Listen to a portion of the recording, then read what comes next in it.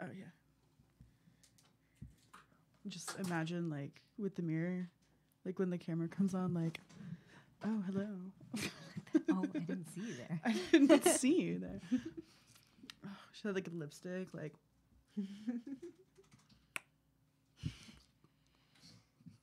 Tongue pop. Jesus. Straight up Alyssa Edwards style.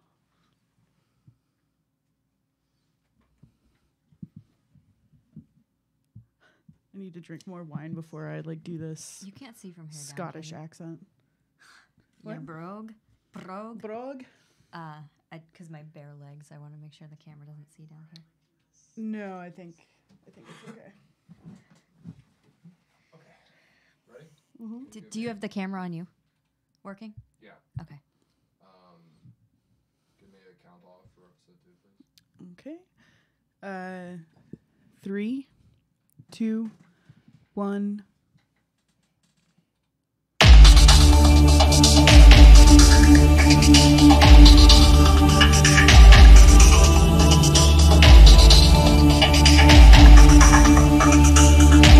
You're running through the darkness.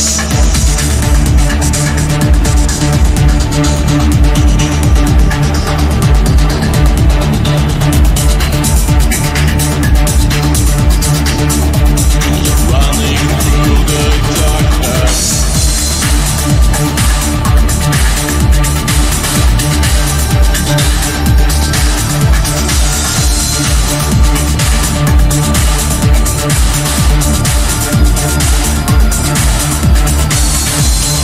Running through the darkness.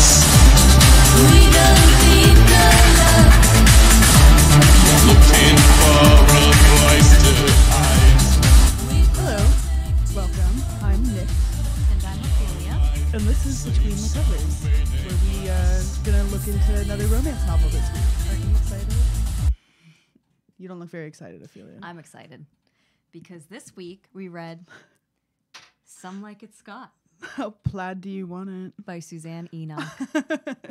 So we can start by going over Suzanne's bio. Yeah, Suzanne's really reclusive apparently because there's almost no information of her whatsoever online. Well, she did talk. She's always wanted to be a writer. She used to want to be a zoologist to start and write about zoology, but she was concerned that maybe, a cobra or something would bite her arm and her arm would fall off, and that made her really nervous. So at one point, she saw a movie that really impacted her life. And it was Star Wars. After she watched Star Wars, she figured out, oh, wait, I can write fiction and my arm's not going to fall off. So from then on, she really got into the Regency era. Yeah, romance. that's what she's well known for. Yeah. Except for recently, she's been doing a lot of Highlander romance. So that's what we read. Mm-hmm. This is actually the fourth book in a series, which we didn't know when we picked it up. We just thought the name was hilarious. Mm-hmm. But I speculate after having read this that because there are coincidentally 4 siblings in the main family, and this is the book about the youngest of those 4 siblings, I would speculate that the other 3 books in this series chronicle the tales of the other 3 siblings finding their, mates or whatever. Yeah, and they talk about the star-crossed lovers, the tension between the clans and everything that had happened with the other siblings. So it would be really interesting to learn a little bit more about their stories as well. Yeah, definitely. Although, well, let's get in through the plot first, and then we can speculate more. So, the plot is really simple. Bad boy man whore falls for like a wild woman who wears pants. Oh my god! And they fight their feelings for one another as they work together to hide her from her past. That's the succinct version of it. But it's it's a little more complicated than that. as oh my goodness, as you said, they talk about the Scottish feuds that are happening like throughout Scotland and with the English at that time period.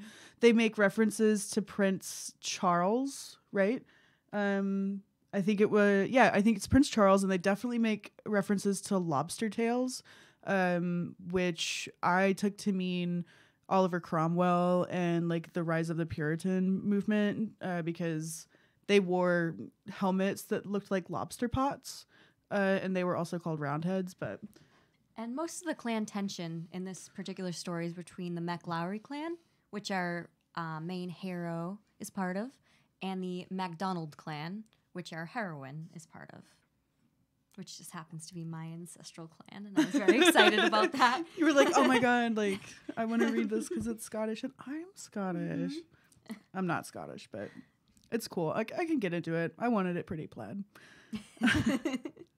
All right, so the main characters are, we're first introduced to Monroe McLowry, Also known as Bear. also known as Bear. There's an animal theme going on with these characters. There is strangely animalistic stuff going on. But they're not shapeshifters. Unfortunately.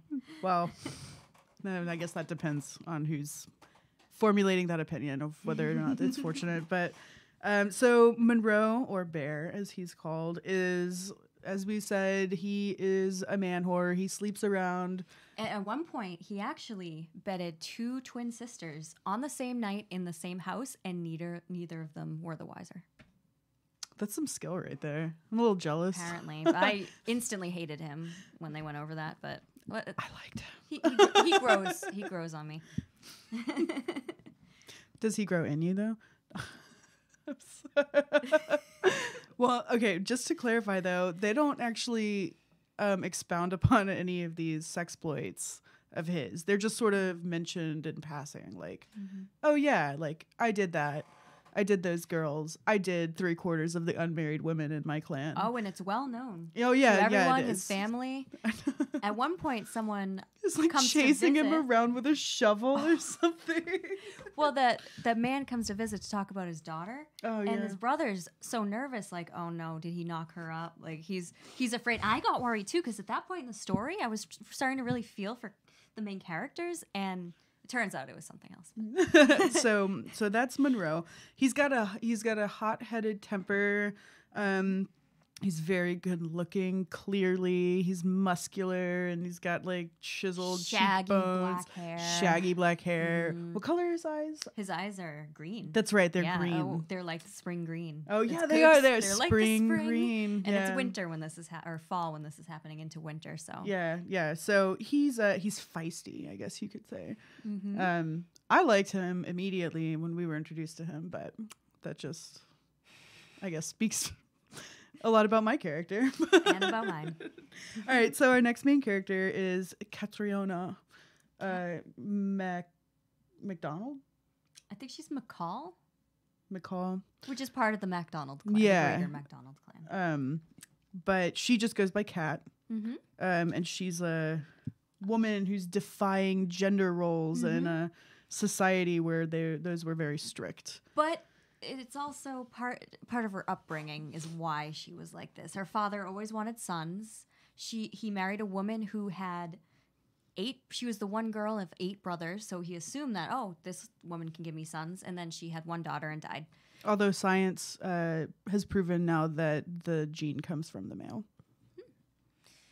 Well, he wanted a son, so he raised his daughter like a son. She learned how to hunt, to shoot muskets, ride horses bareback, and dress as a boy, which he insisted on for her. So she always had this struggle with her femininity because of that, and also was always very concerned about what everyone else thought of her, which she had reason to be concerned because everyone else did think poorly of her because of that.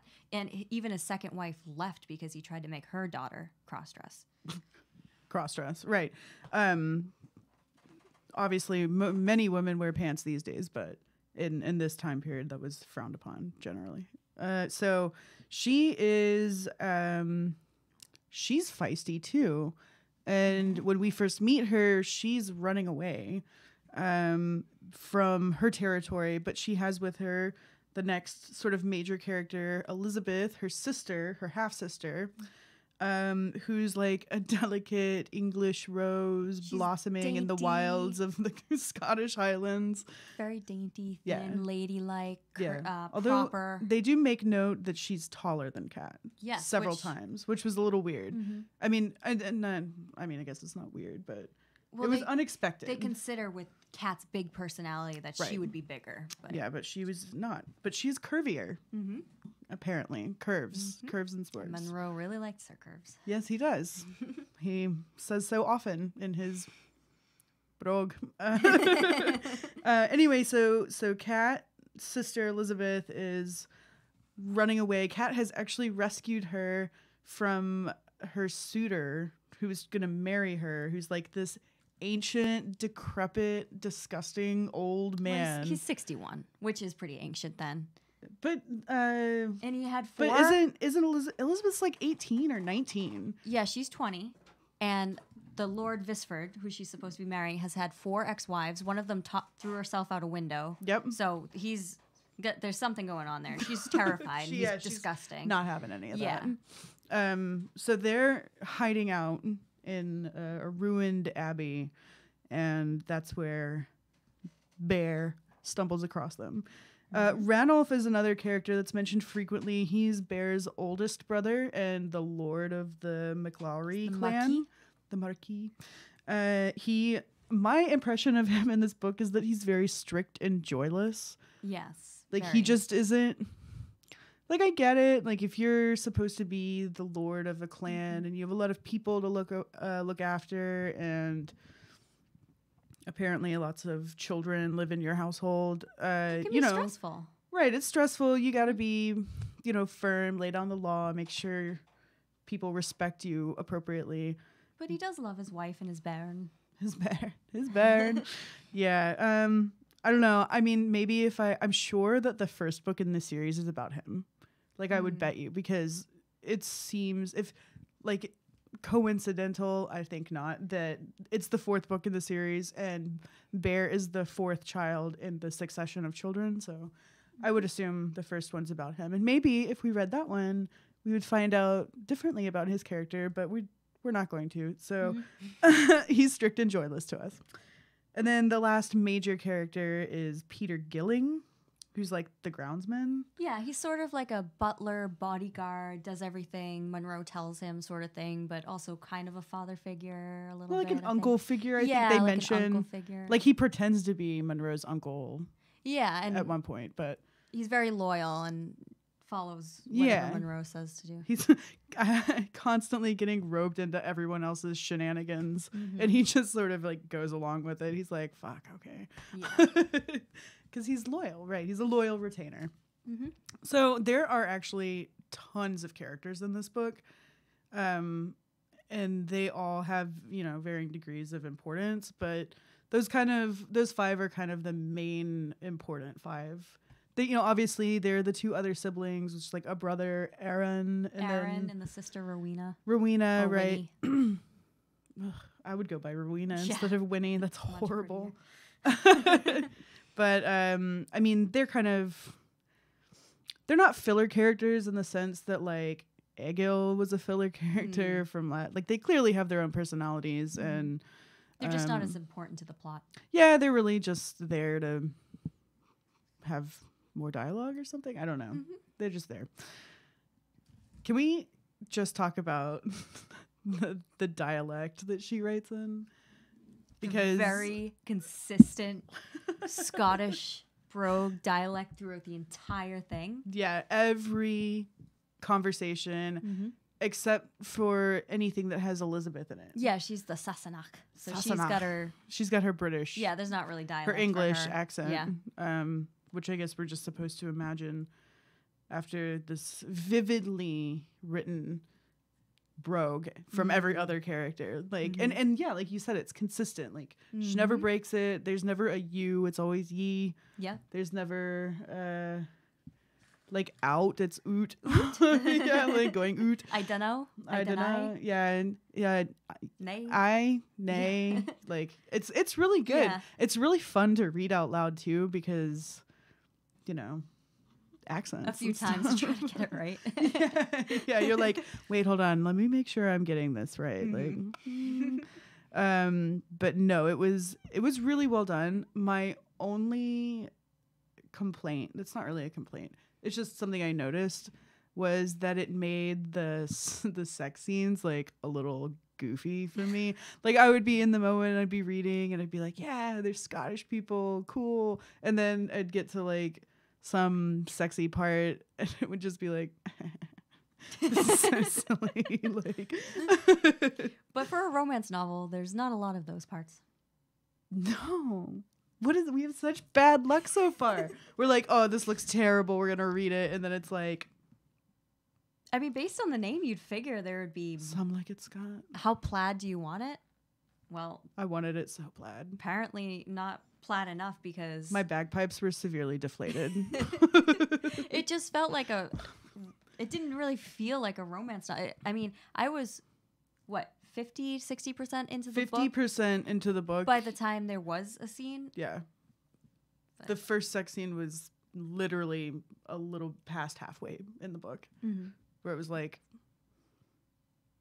this is a Highland romance novel. Like I need, like, give me something, like, and there, nothing even like sexy happened. Like there's a lot of wondering, like, oh Yeah, not much out of the ordinary, really. I didn't learn anything there's a lot new of about. dithering back and Yeah. forth between both of the characters. I mean, I think actually Bear is pretty like straightforward about his attraction. Like he at least recognizes it in himself because he's a man whore and he knows what attraction is like. Yeah, I but guess. they are very romantic with each other, very lovingly romantic. Just it's sweet, sort of like just. It's not very the way you'd think he would be based on his His history. reputation. Yeah, is that he'd be a little bit less emotional and a little more straight and to the point. But he's very emotional about her. He's got a lot of feelings about her. Yeah, He's got And a- I think that's like kind of the sticking point, right? yeah. Because it's like different. Like, oh, he feels differently about her. He wants to change his ways because of her. And that's like the ultimate, like, lonely housewife, like, Yeah, like she's lonely the one cat that lady gets him fantasy. to change who he is, Right. From being this like slutty man to be in love with this one woman now. Yeah, and he yeah, can't imagine definitely. anyone else, and he goes out of his way against his family, against everyone to try to get He her. lies to his family for her. Yeah, he lies to the Marquis. How dare he? He should be whipped. Can I watch? Oh, speaking of whipped, Oh. Scorch, could I get some more wine, please? Yes, you may. you just like chug it just to like be able to get more wine and say that on camera. Yeah, I don't like how much power you're deriving from this. It won't leave this room. Thank you, Scorch. You don't have to thank him.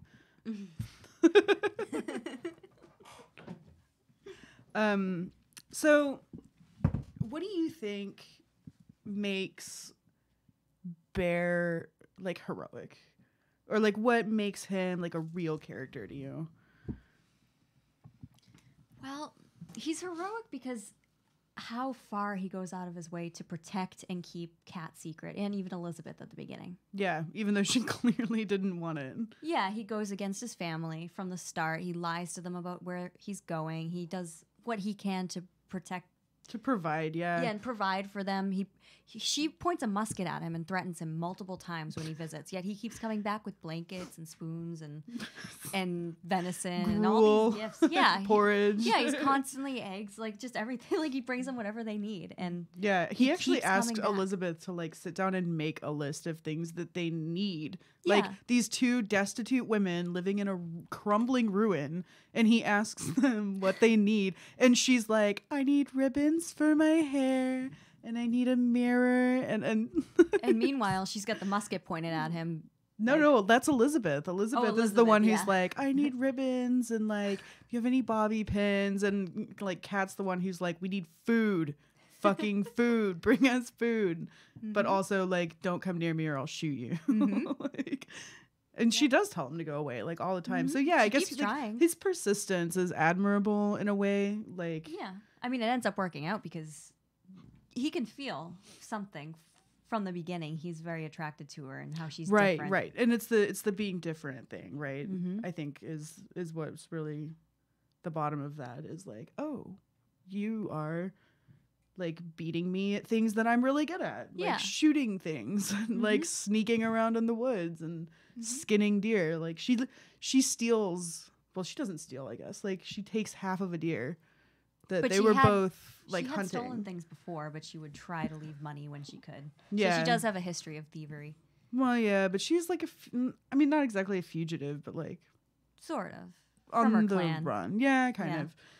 Yeah, I guess And she's harboring a fugitive as well. yeah, that's true. That's true. I just, it's funny because she clearly does not see him as heroic at first. Like, I think for her, she's the kind of person who has that, like, if you want something done right, you need to do it yourself mentality. And he's an annoyance to her agenda. Right, exactly. She's like, I had this all planned out. We were gonna do this, we were gonna do that, and like you big oaf coming in and like messing up my plans and being charming. How dare you be attractive? And they're like demanding all these things of him, and he's happily doing them.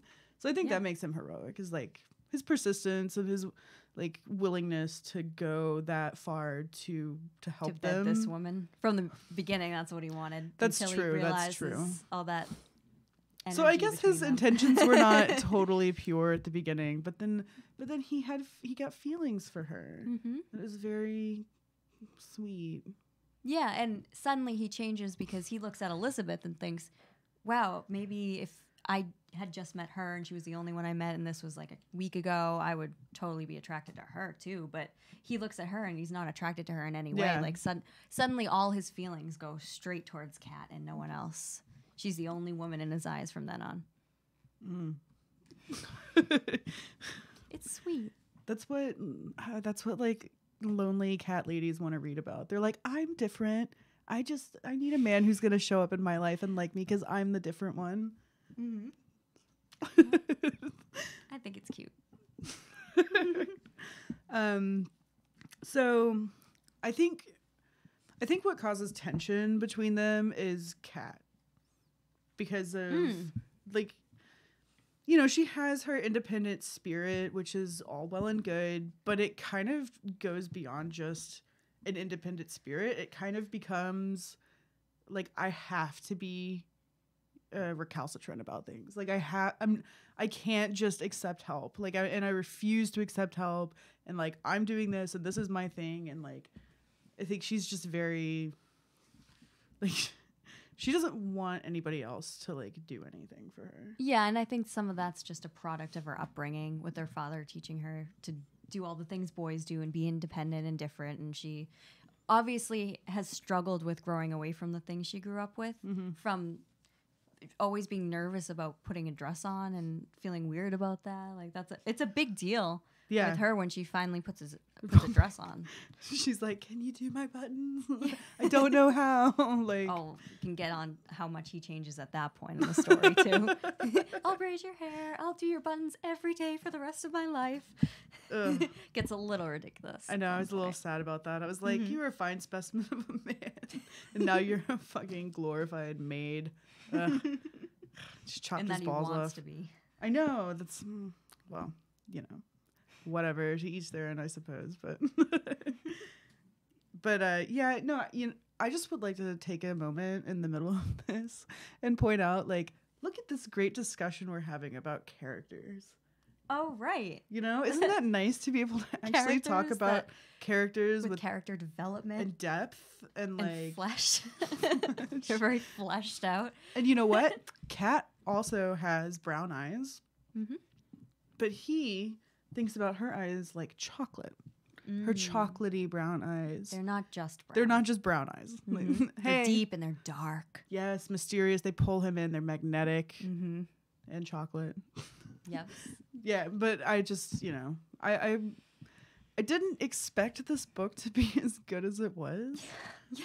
I was like I was disappointed that it was a pleasantly good book. surprised, disappointed. I had so many emotions going in as I Mixed started emotions it. about it. Yeah. For a few pages in, I was thinking, wait, I thought this was supposed to be a horrible, disgusting romance novel, and that it was going to be terrible. I haven't read a good one before. My introduction was barely a Viking, so I was expecting that again, and it was just a novel. You were like, it yeah, was fine. and I think that's kind of like, I wouldn't say like it's a problem necessarily. Like obviously it's fun for us to like make fun of things that are really bad. But Right. as an avid reader, I was pleasantly surprised that the story was so intricate, you know, Right. like, and not only was it intricate, but she did have all of these actual historically based things happening with the clan feuds and like the relationship of the Scots and the English at that time period, and like the reference to the lobster tails and stuff like that. So I was impressed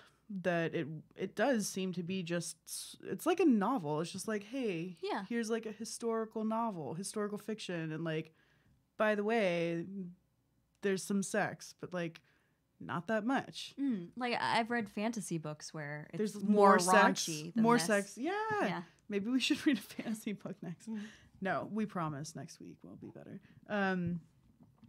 No, so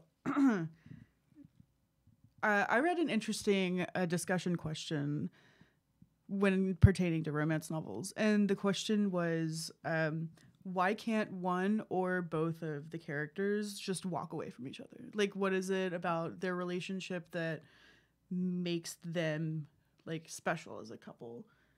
And I think personally, I think Kat tries to walk away a lot. Yeah.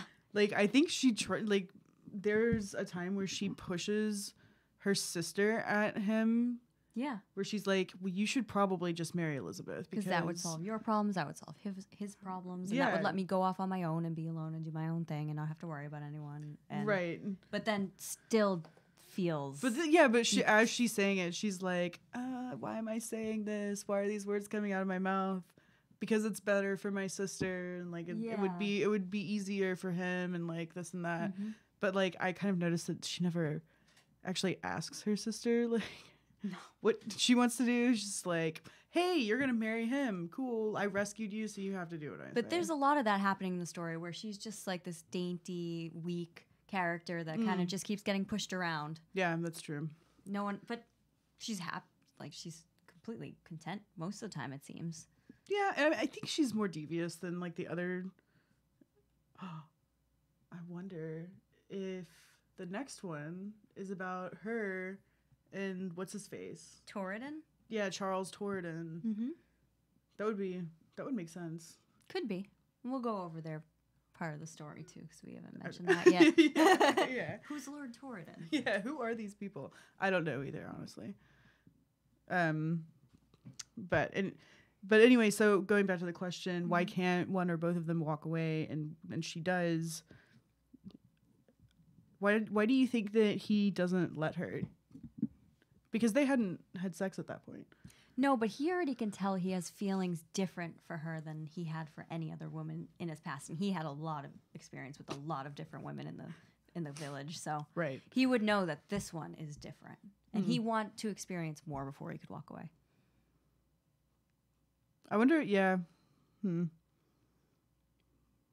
They were both wondering at one point, if it happens, then we can walk away. She thinks, oh, it will happen, and then I can go off on my own and not worry about it anymore, just get it over with.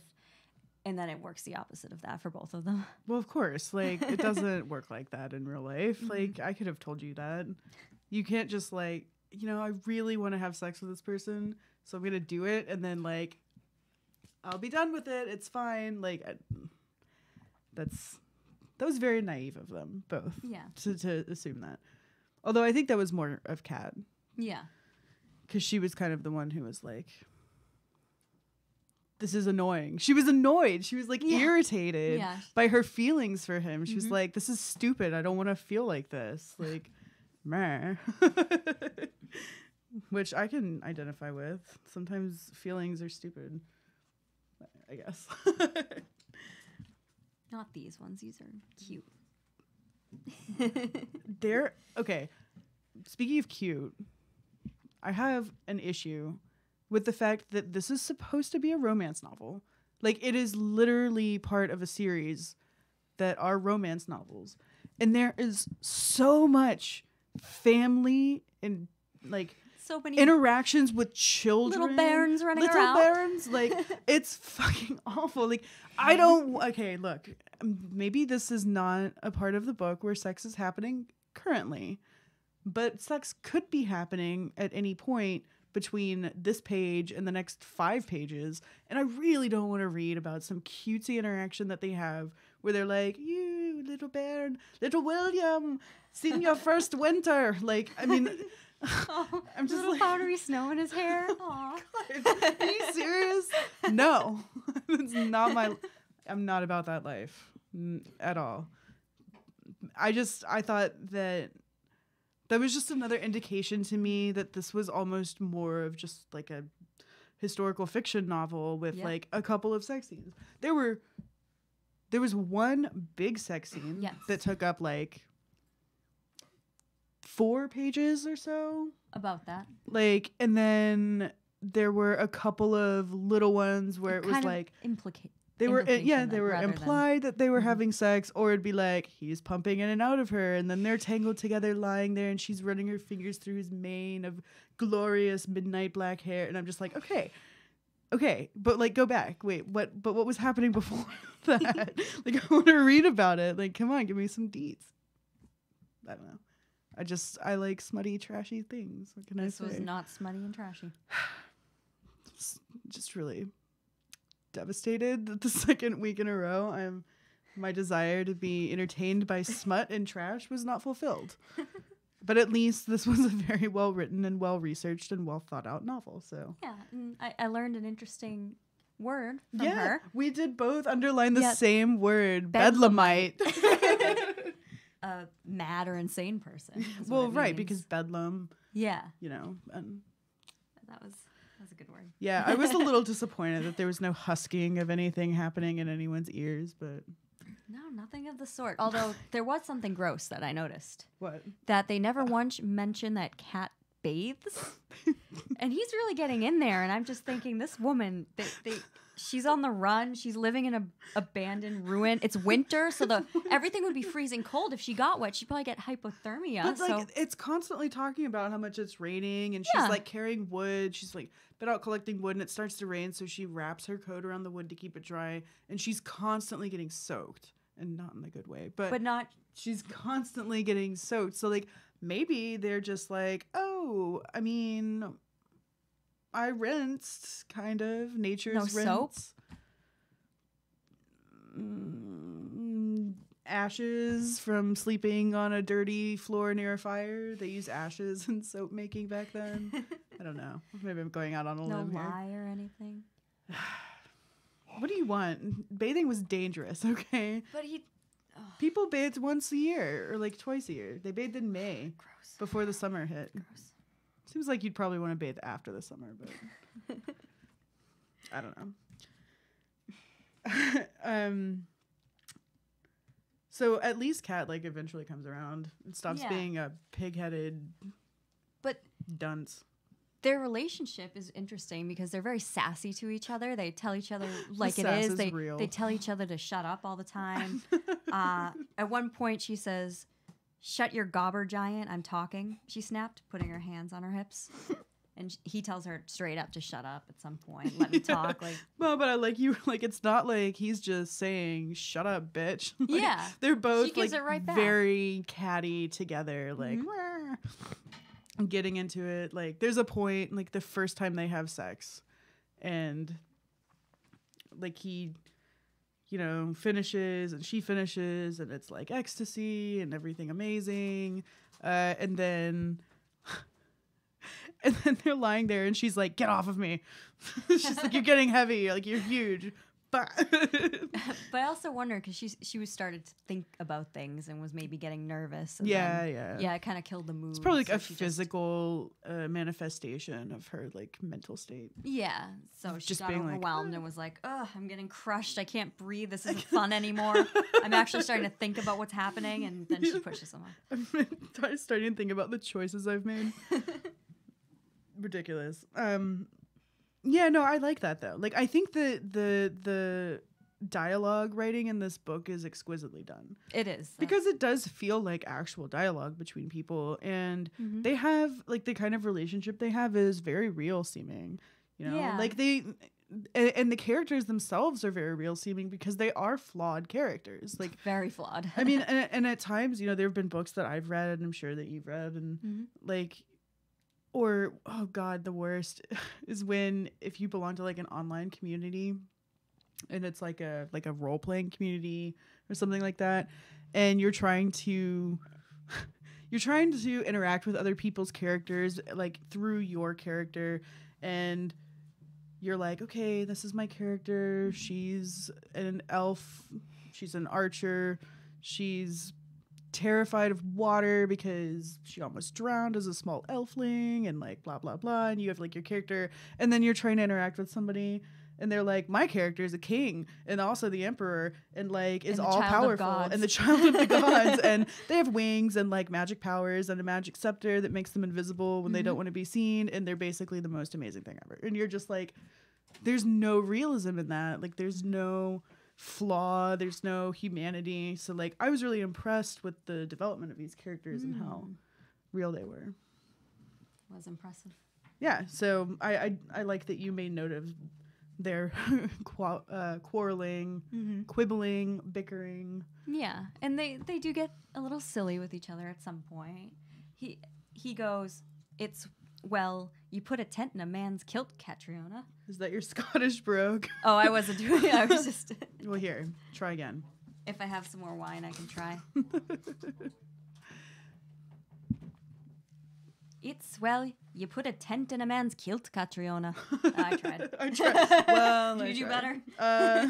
Let's see. No, I can't. Not on that line. I'm not going to try. I have my own quotes written down, okay? I mean, is it time for that? I think it's time for relationship advice first. Oh, yes, it is. Yeah, relationship advice. So, I know you have relationship advice for Bear. Well, don't let me get started on Bear. Oh, yeah? Well, Bear, you should have tried to find more quality women. Instead of wasting all your time with all these vapid sluts and not having any real experiences. He's 27. All his older brothers, his younger sister, or younger whatever. No. His older siblings. He's the youngest. He's the youngest, right. He's 7 and 20, goddammit. They're all married, settled down. They're all telling him, this is great, you should do this. And he's... not settling down? No, he's not. He's just running around. Flittering around. Did I have better advice for him? You said stop being such a slut. That was your advice that's basically what I just said. Stop being a slut. And he does. I'm surprised that someone with his personality can make such a 360 and suddenly... In 2 weeks. Suddenly feel these feelings. He tells her, I don't want to be with anyone else ever. After a couple weeks. He can tell at that point. That's a little silly to me. I think personally. It's only a few weeks before they get engaged, right? Yeah. It doesn't, not a lot of time passes. Yeah, but I think that's kind of like... That's the hallmark of these sorts of stories is the like whirlwind romance where it's like you meet this person and then like, you're swept away by emotions and like you just know that for the rest of your life, like I don't know. This is why I was feeling some similarities with As You Like It, which I had mentioned to you. Yeah, it was that's because true. of the cross-dressing and the escaping, like the highborn women escaping into the forest. Yeah, definitely. Kind of reminded me of it. And at the end, everyone gets married, everyone has a wedding, they're all happy. So there was some similarities to that. Yeah, although there's like a conversation that they have where I can't remember exactly how it goes down, but like they talk about her cross-dressing and he's like, how do you think I would look in a dress? And she's like, you would look completely ridiculous. And he's like, I know, totally. And she's like, oh, so that's how you see me. And it's like, no, like, damn it, that's not what I said. You know, clearly highlighting her insecurities about that sort of thing. But more realistic that way. Absolutely. She's very sensitive about her looks, and like you said earlier, about how she's perceived by other people. Yeah, and that was a main reason she escaped her clan, was that she was concerned with everyone judging her all the time. And then to top it all off, her own family sent her as an embarrassing gift to wed Lord Torridon, and they thought it would be an insult to him to send her as his betrothed, and that's why she ended up escaping and then helping Elizabeth, who Eventually sees him and is like, I guess she's into him. yeah, they're at the end trying to figure everything out, solve all the problems. The whole family's together, everyone. Elizabeth's over there wiping something off Lord Torridon's face after they get in a big fight, and they're going, "What? How are we going to solve this problem? He can't marry. Monroe doesn't want to marry Elizabeth. He wants to marry Cat. What do we do with Elizabeth? And Lord Torridon's supposed to be marrying Cat, Cat, yeah, but she doesn't want to, and he feels he needs to stick with his duties. And meanwhile, Elizabeth's over there. Oh, Charlie, are you okay? And finally, they figure it out. Yeah, eventually. Yeah, actually, I do appreciate how neatly all of the ends were tied up at the end of it. It was just They like, were. dude, like a nice little Yeah, package. and it didn't just come out of nowhere. They set Right, a precedence right. with Elizabeth and Lord Torridon hanging out. Yeah, for sure, for and- sure. Mm-hmm. That was good. Yeah, if I had relationship advice for Kat, it would be like, just stop giving a damn what other people think of you. You know, I mean, that's advice for everyone, really. call me anytime. No, but I understand that in the context of the time period, like women were viewed differently, Yeah. and you know, she's clearly a very different woman due to the fact that she does run around in trousers and hunt and gut animals that she's shot and whatever. But I feel as though she could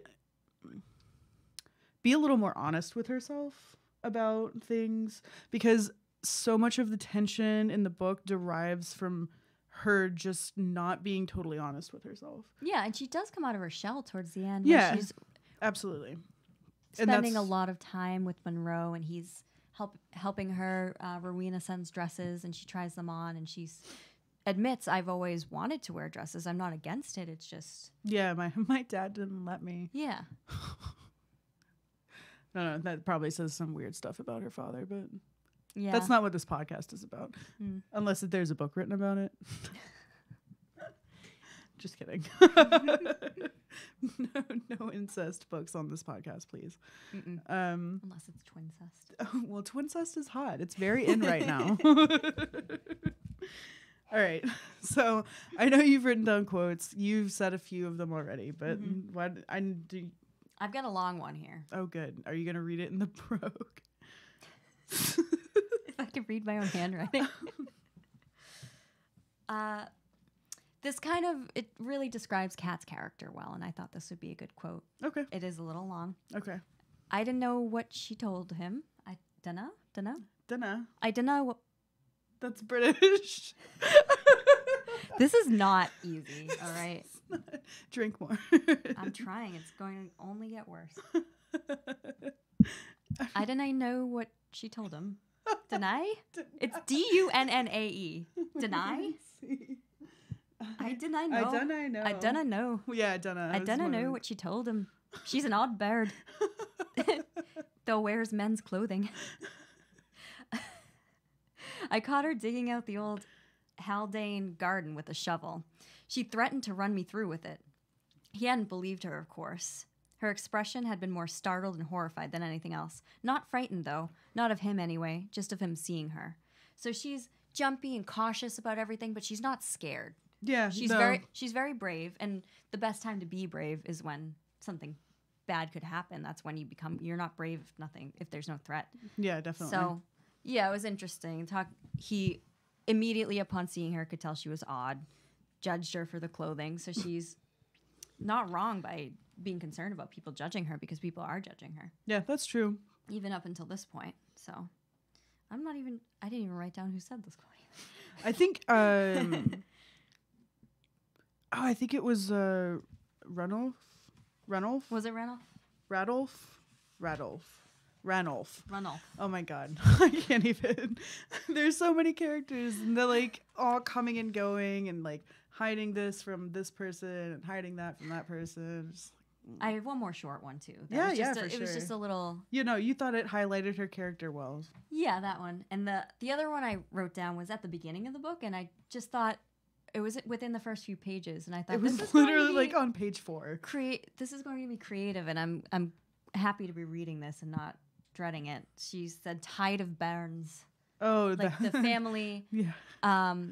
Everyone got married around the same time and settled in except Monroe, and then there was a tide of bairns. It was just a very visceral kind of image, just like Yeah, it was tide, like, you know, red tide of Oh babies coming no, out. red you know? tide. Ugh, that is graphic. Yeah. Well, So my 2 quotes that I wrote down, so the first one I wrote down because it made me laugh. It's like right during the first sex scene when they're like getting acquainted with each other in that way. And he just like is a man whore, so he doesn't care. He just takes all his clothes off, and she's like very nervous, and she goes, you have to I break it. know. Okay, she goes, "You're a magnificent lad, bear." No, you can do better than that. Oh, do I have to? You're a Okay. magnificent lad bear. You're a magnificent lad. Lad. Okay, she calls him a lad. Like that was literally the first instance of lad being mentioned in this whole book, and I just thought, like, it was a really strange time to bring that word up, like lad. That I don't know. That just reads like when you're like, "Oh, you're a good lad." Like it's like something you say to like a younger guy, where you're like patting him on the head, being like, "Oh." So like that made me laugh, and also just the brogue. And the fact that she calls him bear, like bear and cat, like come on, like that's just a little. So that cracked me up. That's why I wrote that down. And then the next one I wrote down, I thought it was very indicative of the genre and like very specifically catering towards the people who, let's be honest, the women who typically read these books. He says, "You're not my first Catriona, but you'll be my last." And I just thought, like, you know, that's very like, I just want somebody to like come along and just see me and like them just know that like I'm the only person like for the rest of time forever. And she's also the one to change him. Right, exactly. Reel him in. Reel him and in, everything. right? Yeah. Like, and it's very much like, you know, you see the bad boy and you're like, well, if I could have my way, like maybe I could change him to not be a man whore. Yeah, or, I'm different. I'm special. I'm better than all those other girls. right, you know? right. Like you'll never know until you have it. But different is better, apparently. I guess in this case it was, but all in all, I would say like I really enjoyed this book, shockingly. And so we talked about it, and we decided to give it 4 bleeding hearts out of 5. 4 bleeding hearts. Out Not of 5. quite 5. Yeah, I docked a heart because there was not enough sex. We're doing romance novels. Like, come on. Just, like, give me a little more sex scenes. Just, like, 3 more. Come on. Maybe next week's we'll Oh, have some maybe. Maybe. We've got a special treat for next week. We're going to change up the historical theme a little bit. I mean, I guess it's still kind of historical. Is it? It's like modern history, right? Isn't everything we live modern history? I mean, I guess what I Every had for day. breakfast is modern history. Yeah. No, yeah, we're gonna be reading Dirty Dom. It's a bad boy mafia romance by Willow Winters. Willow Winters. Do you I think think that's her I real would name? no, fuck no. Oh, if you had a romance author name, what would yours be? Oh my god. Alison de la Fay. Mine's Vivienne Orleans. Vivienne Orléans. Orléans. You have like the accent on it. Orléans. Oh, just a side note about the book for next week, Dirty Dom. I'm pretty sure it's called Dirty Dom because his name is Dominic. Not because Not he's a necessarily because I mean, I don't know. I remember reading something about Dominic. Based So, on the synopsis, that's what I'm thinking. But it could also be a double entendre. yeah, that would be great. That would be clever. but maybe, you know, whatever. I don't know if Willow Winter is necessarily clever. She only started writing in 2015. What? Well, hopefully it's terrible then. Because I really want to read a terrible romance novel. Like, if these good authors aren't going to give me the sex I want to read about. You write your own. Let's save that for like our 50th episode. We'll do like a special episode where we write short stories and then we share them. We'll like read them out loud. Oh, no. No. We'll write short stories and then we'll trade. And I'll read yours out loud and you can read mine out loud. All right, I'm going to do mine in a Scottish dialect. No! You'll have to read the whole thing in the brogue. Oh my God. I'll have to like drink a bunch of whiskey beforehand. Times like, are changing, Bear. Times are changing. Oh, you're a magnificent lad, Bear. All right. Thank you guys so much for joining us tonight. We're done reading our book. We've told you about our next book. Down below, you can see these are our personal Instagram accounts. You can follow us there. Please follow us on Instagram at Between the Covers Podcast. We're also on Twitter at between_covers. We have a Facebook group that's Between the Covers Podcast. Or you can email us at betweenthecoverspodcast@gmail.com. You can recommend books to us. You can ask for your own dating advice. I'm really excited. Yeah. We won't do it on the podcast if you don't want to, but Yeah. I just... But we do seriously love hearing back from you guys. So be sure to leave us a comment, drop us a like, whatever you want. And we will see you next week. Running through the darkness.